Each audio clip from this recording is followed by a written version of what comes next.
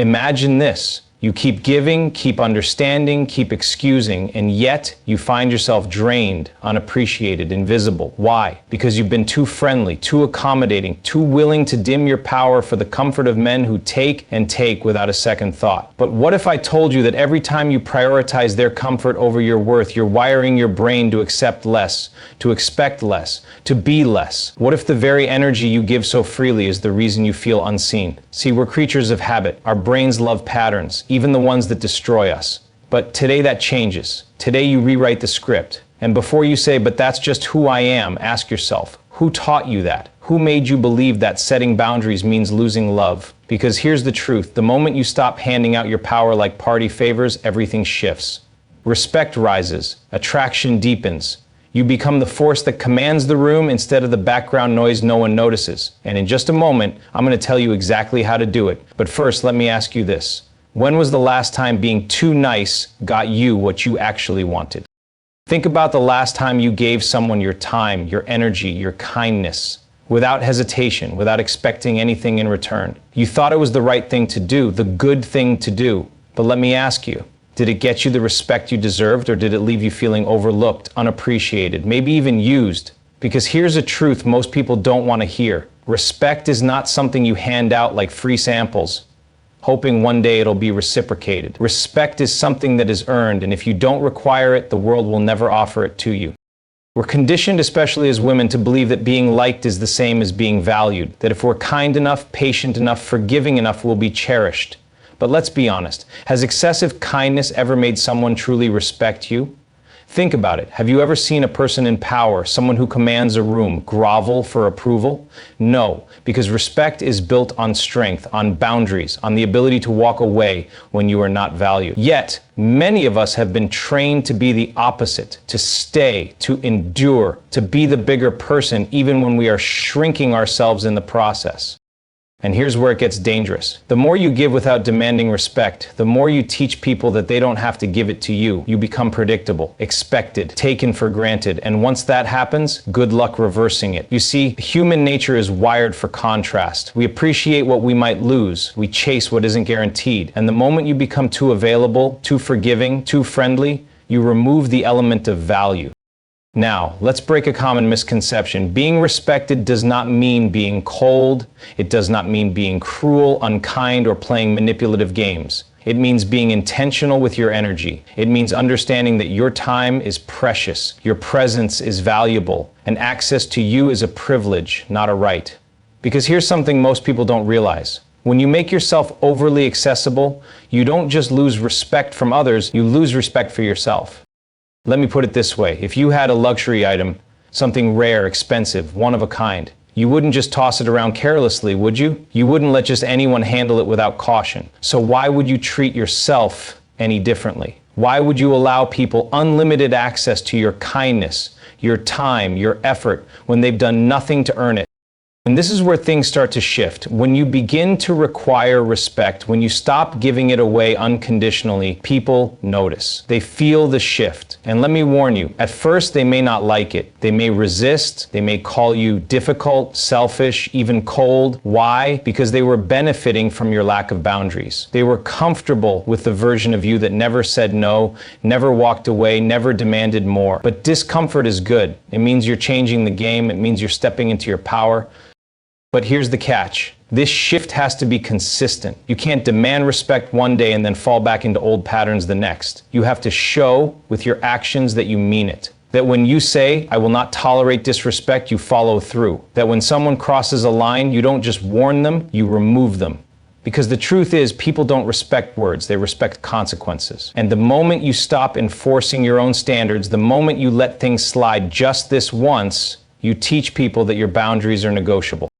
And I get it, this isn't easy. If you've spent years being overly accommodating, breaking this pattern feels uncomfortable, maybe even terrifying. You'll feel the urge to explain yourself, to soften the blow, to make sure no one is upset with you. But let me ask you, has caring too much about how others feel ever gotten you what you really wanted? Or has it just kept you stuck, frustrated, wondering why people don't treat you the way you deserve?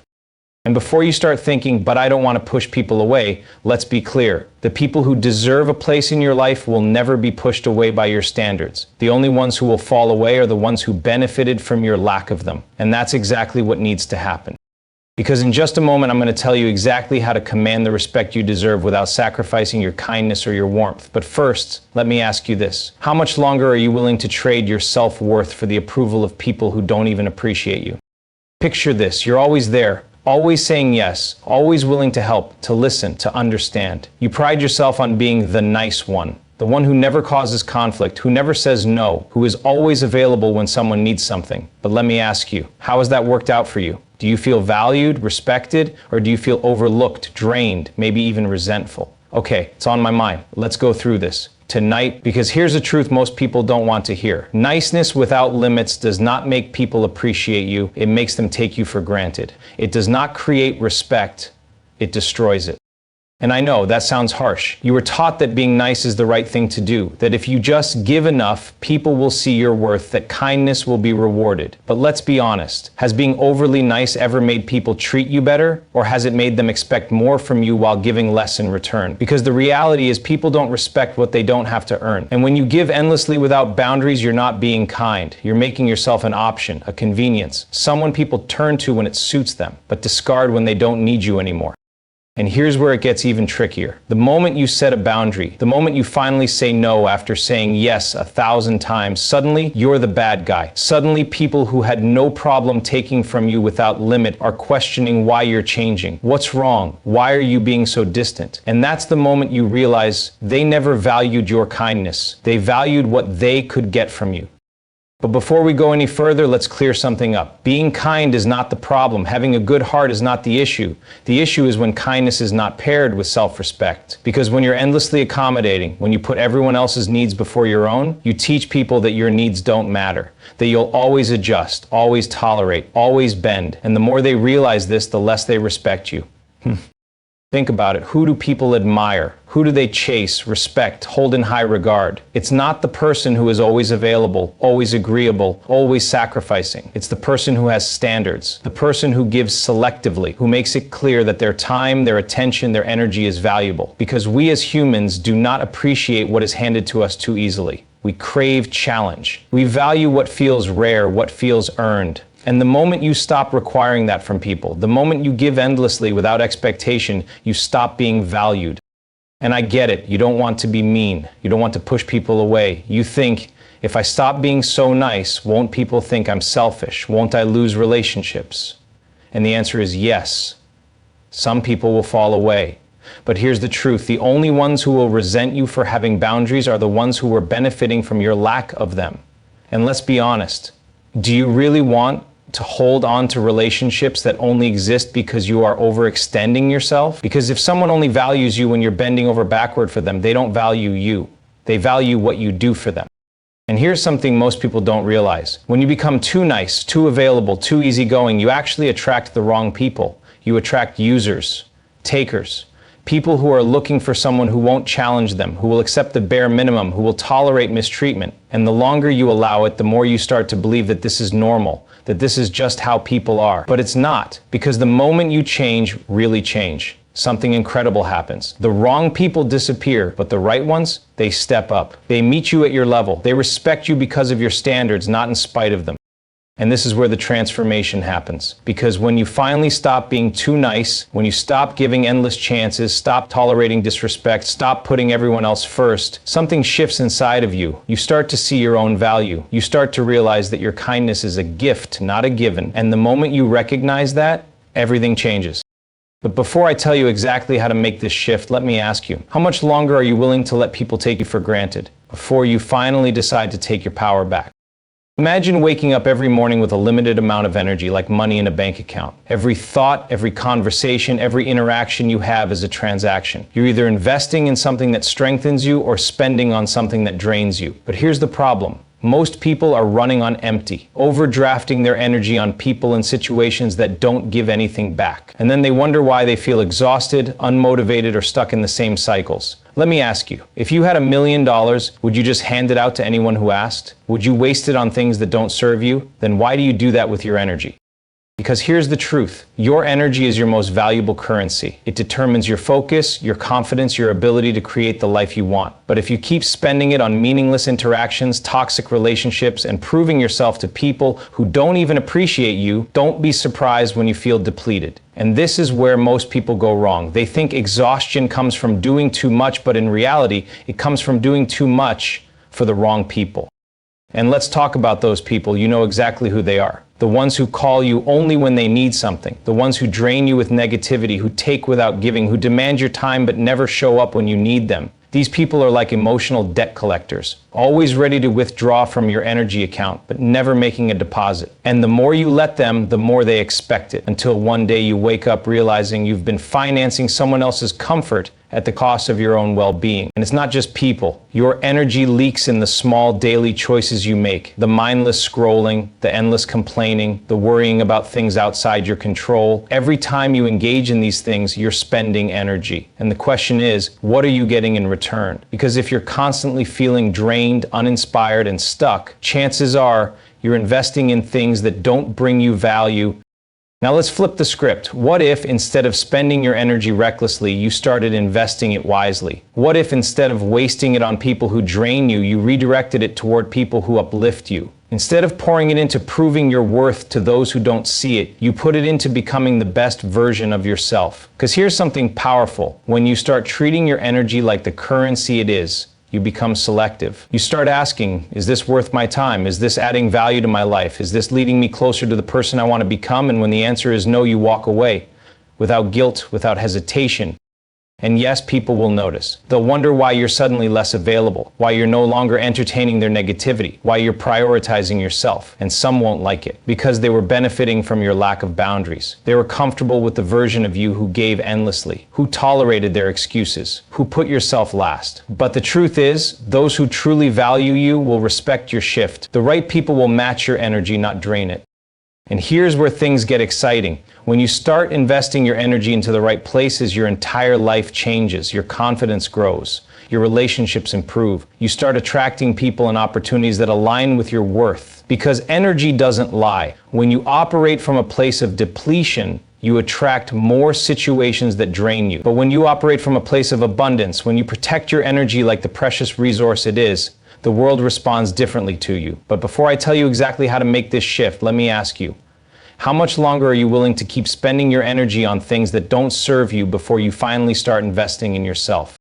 Imagine walking into a room where everyone is trying to get close to you. Some are drawn to your presence, some want your attention, and others just want to see how much they can take. But here's the catch. You don't let everyone in. You don't hand out unlimited access. You decide who gets close, who earns your time, who deserves your energy. Now, picture the opposite. Imagine being the person who is always available, always accessible, always giving. No barriers, no boundaries, no filter. Which version of you do you think commands more respect, more desire, more power? Because here's the truth. Power does not come from being available to everyone. It comes from being selective.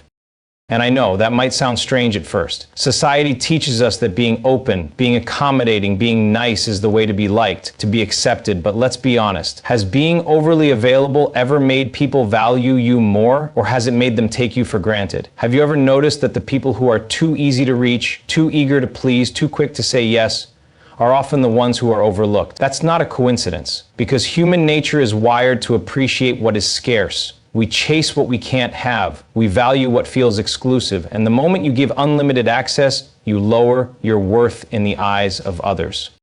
And here's where it gets dangerous. When you don't control access to yourself, you invite people who don't deserve you. You let in those who drain your energy, who waste your time, who see your kindness as a weakness. And the worst part? Once you've trained people to expect unlimited access, they don't just take advantage of it, they demand it. They get offended when you set boundaries. They guilt trip you when you say no because they got comfortable with the version of you that never prioritized yourself.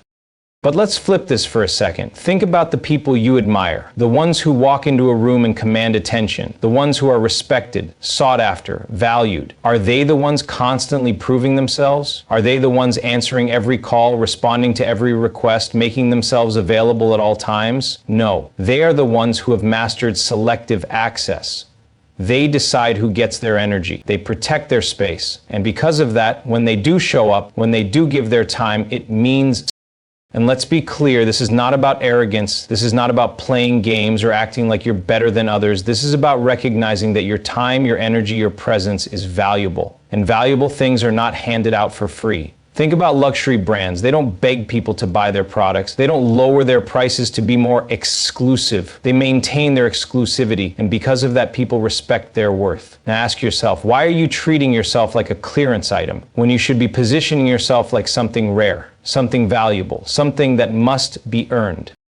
And yes, when you make this shift, people will notice. Some will support it, others will resist it. Some will say, you've changed. And they're right, you have changed. Because you're no longer the person who overgives, over-explains, overextends. You're no longer the person who lets just anyone walk into your life without proving they belong there. And the moment you step into this new version of yourself, everything shifts. The wrong people fade away, the right people step up. And suddenly, your presence means something. But before I tell you exactly how to take control of your access, let me ask you, how much longer are you willing to let people take you for granted before you finally decide that your energy is a privilege, not a free pass?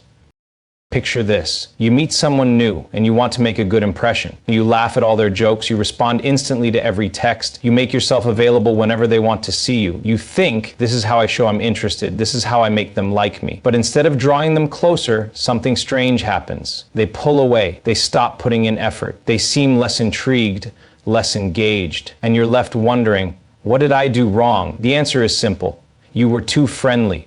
You removed all challenge, all mystery, all intrigue, and in doing so, you unknowingly killed attraction before it even had a chance to grow. Because here's the truth. Over-friendliness does not make someone value you. It does not make them see you as rare or desirable. It makes them see you as easy. And not easy in the way you might be thinking, but easy to access, easy to predict, easy to take for granted. And human nature is wired against valuing what is too easy to obtain. And let's talk about that for a second. Why do people chase things that are hard to get? Why do they respect what they have to earn? It's because effort creates value. The more we have to work for something, the more we believe it is worth. Think about it. When was the last time you truly appreciated something that required no effort? Do you treasure the free samples at the store? Do you value a gift as much as something you saved up for and bought yourself? No. Because what comes without effort is easily forgotten, and yet so many women sabotage themselves by being too friendly, too accommodating, too easygoing, thinking that will make them more desirable, when in reality it does the opposite. And here's where it gets even worse. When you are overly friendly, you unconsciously put yourself in the safe category, the harmless category, the category of women who are nice to have around but never truly wanted. You become someone they like, someone they enjoy talking to, but not someone they pursue with passion, because attraction is built on tension, on curiosity, on not knowing exactly where things stand. And when you're too friendly, too eager, too predictable, you remove all of that. And I know what you're thinking, but I don't want to play games, I just want to be myself, and that's the key. You should be yourself, but you should also be strategic. Being mysterious doesn't mean pretending to be someone you're not. It means recognizing that you are the prize, that your time is valuable, that your attention is something that should be earned, not handed out freely. And when you start seeing yourself that way, everything changes. Think about the women who command attention when they walk into a room, the ones who turn heads without even trying. Are they the ones laughing too hard at jokes that aren't funny? Are they the ones hovering, always available, always ready to adjust their schedule to fit someone else's? No, they are the ones who are selective, the ones who give just enough to intrigue, but not so much that they lose their mystery, the ones who know that true power comes from being just out of reach. And let's be clear, this is not about being rude, cold, or playing manipulative games. It's about understanding emotional balance. Too much distance and you push people away. Too much friendliness and you become invisible. The key is learning how to walk the line between interest and self-respect, between warmth and unpredictability, between giving just enough but never too much. And yes, when you start making this shift, people will notice. Some will wonder why you're suddenly less available, why you don't respond to texts immediately, why you don't laugh at every joke just to be polite. And some men won't like it, because they were used to a version of you that required nothing from them. But the ones who truly desire you, the ones who respect your value, they will step up, they will chase, they will work to earn what others took for granted. But before I tell you exactly how to shift from being too friendly to being irresistible, let me ask you, how much longer are you willing to make yourself overly available before you finally decide that you are the one who should be pursued? The way you allow people to access you determines how they value you. When you are too friendly, too available, too eager to please, you don't create deeper connections. You create a dynamic where your presence is expected rather than appreciated. Respect, attraction, and power do not come from overgiving, from proving yourself, from constantly being available. They come from knowing your worth and making others rise to meet your standards. The truth is, the way you present yourself teaches people how to treat you. If you give endlessly without requiring effort in return, you will attract people who take you for granted. If you spend your energy on people who don't appreciate it, you will feel depleted and undervalued. If you give unlimited access to those who haven't earned it, you will lose the mystery and intrigue that make you truly desirable. But the moment you shift, when you become intentional about where you invest your time, when you create an air of exclusivity, when you show that your presence is a privilege, not a given, everything changes. People start seeing you differently. The ones who only wanted easy access will disappear, but the ones who truly respect and admire you will step up. The energy you once wasted on proving your worth can now be used to elevate your life, your confidence, and your standards. And as you make this shift, you will realize something powerful. You were never meant to be just another option. You were meant to be the choice. But that choice can only exist when you stop handing out your time, energy, and presence to those who haven't earned it. The power has always been in your hands. The question is, are you ready to start using it?